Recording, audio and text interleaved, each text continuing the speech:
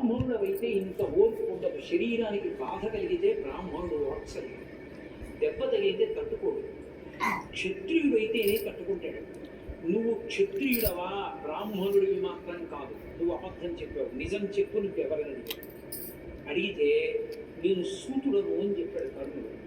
వెంటనే పరశురాముడు అన్నాడు, నువ్వు నా దగ్గర అబద్ధం చెప్పి అస్త్రాలని పొందావు కనుక ఆపత్కాలమనందు నీకు ఈ అస్త్రములు స్ఫురించకుండుగాక.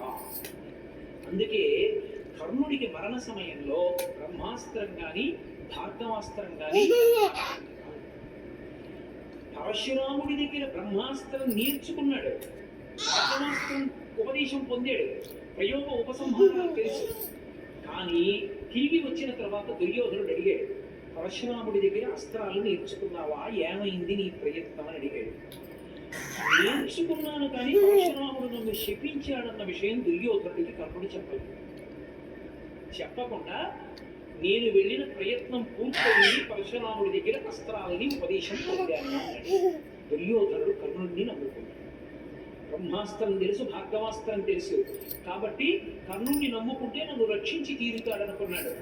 కాబట్టి కురుక్షేత్ర సంగ్రామం జరిగి అధర్మాత్ములు బడిసిపోవడానికి కారణం పరశురాముడు కూడా.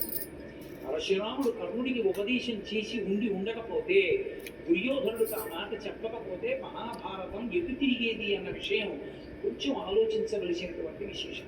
దుర్యోధనుడి మూర్ఖత్వం అనుకోండి, కానీ ఇంత అతిశయం ఉండేదా అంటే చెప్పడం కష్టం.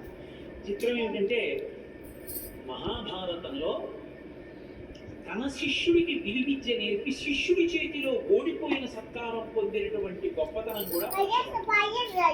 ఎందుకంటే ఒక గురువుకి చాలా గొప్ప సత్కారం ఏమిటో తెలుసా? గురువుకి సత్కారం ఉండదు. నిజానికి సన్మానం వచ్చుకున్నవాడు గురువు కాదు. ఎందుచేత సన్మానము బంధన హేతు, అహంకార హేతు.